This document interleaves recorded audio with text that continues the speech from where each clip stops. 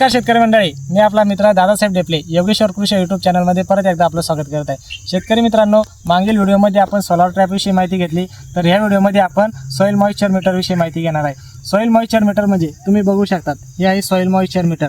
त्याच्यामध्ये आपण आपल्या जमिनीचा पीएच, त्याच्यानंतर मॉइश्चर आणि टेम्परेचर ह्या तीन गोष्टी मोजत असतो। शेती करत असताना ह्या तीन गोष्टी खूप गरजेच्या असतात। पीएच आपल्या जमिनीचा एक नॉर्मल जर बघायचं झालं तर 5.5 ते 7.5% आपल्या जमिनीचा पीएच पाहिजे।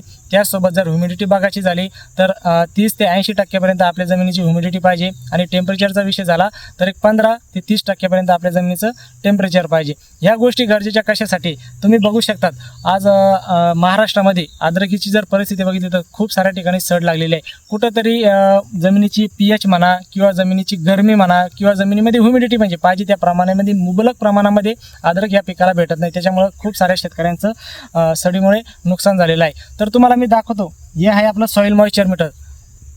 तुम्ही बघू शकतात, याला आता मी तुमच्या समोर जमिनीमध्ये घालत आहे आणि आपण आता याच्यामध्ये पीएच, मॉइश्चर आणि टेम्परेचर मेजर करू। हे बघा, इथं मेजरचं बटन आहे, मी त्याला क्लिक करतो 2 वेळेस।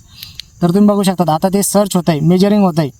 तर ह्या व्हिडिओमध्ये तुम्ही बघू शकतात पीएच ती मेजर होतं। हे बघा 7.5 ते 6.5 पाहिजे, तर 6.5 पीएच आहे। त्याच्यासोबत मॉइश्चर आपल्याला 80% पाहिजे, तर मॉइश्चर हे 52 आहे आणि टेम्परेचर हे 27 आहे, जे की आपल्याला 15 ते 30च्या दरम्यान पाहिजे। म्हणजे याच्यामध्ये ह्या जे जमिनीची टेम्परेचर, मॉइश्चर आणि ह्युमिडिटी एकदम नॉर्मल। आता तुमच्या समोर मी हे स्वतः जमिनीमध्ये टाकलं, त्याच्यानंतर आपण हे मेजर केलेल्या या गोष्टी।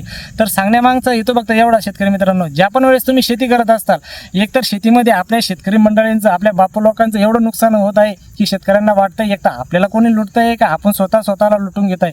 तर तसं काही नसतं शेतकरी मित्रांनो, स्वतः तुम्ही करताय, पिकवताय, तर अभ्यास करणं तुमचं गरजेचं आहे। या सगळ्या गोष्टी बाहेर मार्केटमध्ये बघितलं तर सगळे लाभाडीची दुनिया आहे, याच्यामध्ये हे चुकणार नाही। पण मग आपण आपला पैसा टाकतोय, जमिनीमध्ये टाकतोय, मातीमध्ये टाकतोय, तर कुठंतरी आपल्याला अभ्यास करणं गरजेचं आहे। नाहीतर ह्या गोष्टींना तुम्हाला नुकसानीला, त्यासोबत कर्ज बाजारीपणाला, याला तुम्हाला स्वतःला सामोरं जाणं, तुम्हाला स्वतःला पैसे देणार, कुणी एक मात्र येऊन तुमचं नुकसान भरपाई भरून देणार नाही। तर शेतकरी मित्रांनो, सांगण्यामागचा हेतू फक्त एवढाच, ज्या पण वेळेस तुम्ही शेती करत असाल, मी बार तीच गोष्ट सांगत असतो, तर स्वतः अभ्यास करणं खूप गरजेचं असतं। माझ्यासारखे येतील, भरपूर जण येतील, माहिती सांगतील, पण तुम्हाला काय घ्यायचं हे तुमच्यावर आहे। तर जोपर्यंत तुम्ही घेत नाही तोपर्यंत तुम्हाला काही मिळत नाही।